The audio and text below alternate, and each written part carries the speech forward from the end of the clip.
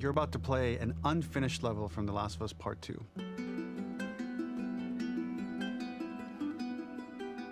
The reason we added this section is there are a few sequences, and we picked the 3 of the best ones, that we cut from the game. Often we build a game that's much bigger than what ends up being the final product. They're months away from being finished, but we wanted to give you an insight of what it's like when we built a game, because often we have this whole thing constructed and it doesn't have final art or audio or dialogue. And here you get to see the building blocks of what it's like when we first string a bunch of these levels together.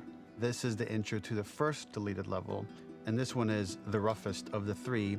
We wanted to show more of how Jackson operates. So this is the festival where Ellie ultimately kisses Dina. This sequence would have come very late in the game as a flashback sequence while you're in the farm with Dina. And we wanted to show what is the rest of Jackson doing, and wanted to put on the stick, make it interactive.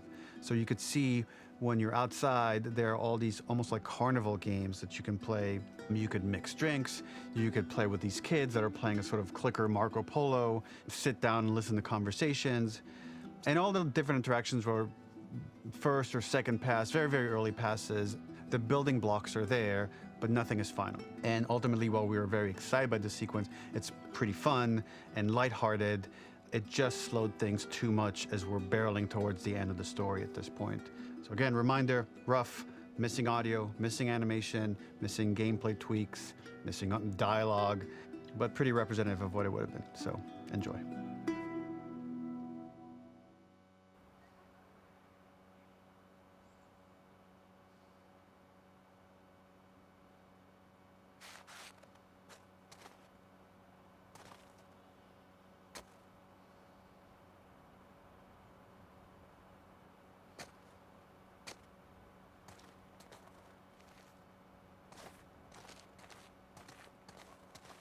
Originally, this level was going to transition us to farm.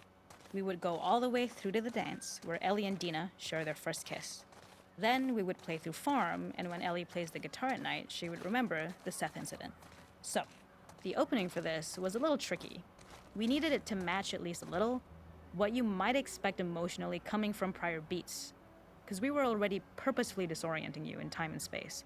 Remember, you just came from this huge fight. To jump straight into it would have been a little too jarring. After some back and forth, we rooted it in Ellie's nerves, calling back to her hands shaking in the theater. But this time, for a much more innocuous reason we'll find out later. She's nervous because she has a crush on Dina, who is the only reason why she's here at the dance. Something we really wanted to do was highlight the way their lives had turned upside down since she went down this path. We had this idea of recontextualizing all of our usual gameplay mechanics that were designed for really violent ends. The workbench, door bashes, throwable weapons, and even the infected, which is my personal favorite. Peppered throughout the level are moments of levity or shared history, all the while seeing how happy and mundane they all were before her huge revenge odyssey.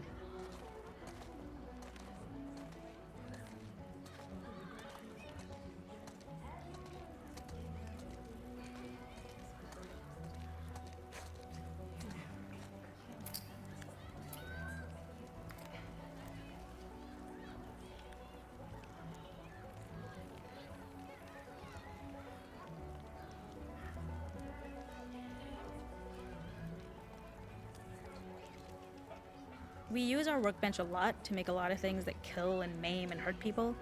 Here, we had the silly idea of using the same feel, harkening back to the same animations, using the exact same UI to instead fix a drink.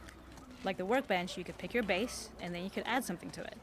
And at the time, we had some different reactions from Ellie based on how strong you chose to make the drink. Something we wanted to prototype though, before it got cut, was picking up some ingredients around to add, like a lime or maybe a bottle of someone's favorite whiskey or salt, like you were earning upgrades. We also toyed with having Ellie carry around the drink you made and occasionally sip it, psyching herself up to go talk to Dina inside because she's nervous. It got too noodly though, because she would need to keep placing it somewhere before she did anything, so it would have ended up more trouble than it was worth. The makeup artist is pretty simple. It's one of those little in-game scenes we peppered in to make it feel like Ellie had roots in the town. Hallie, our writer, mentioned that in her mind, an ex-girlfriend of Ellie's tattooed her arm to cover up her scar. So we figured this might be the only time you get to see that. We wanted to hint at it and allude to it and make it feel like there had been so much more that had been happening and so much more that Ellie threw away.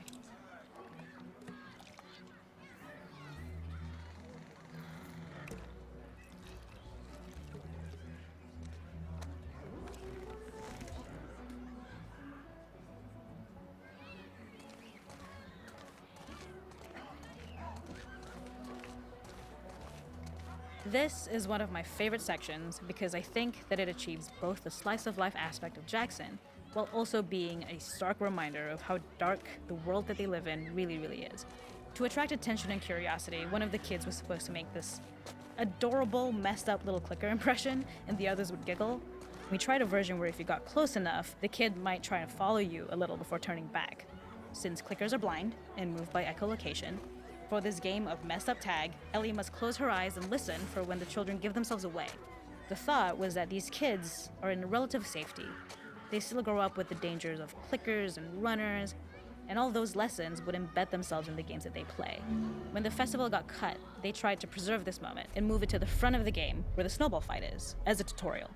However, being in the headspace of a clicker doesn't really teach you how to deal with them. Eventually, it evolved, and they instead made the snowball fight, which was, I think, way more effective. For me, it's character illuminating that not only does Ellie know this game, she plays along. There's a familiarity with the kids that's really nice to see, especially because it's such a difference from the Ellie we see later, who has a sort of hollow normalcy that she's trying to get with JJ, but kind of fails.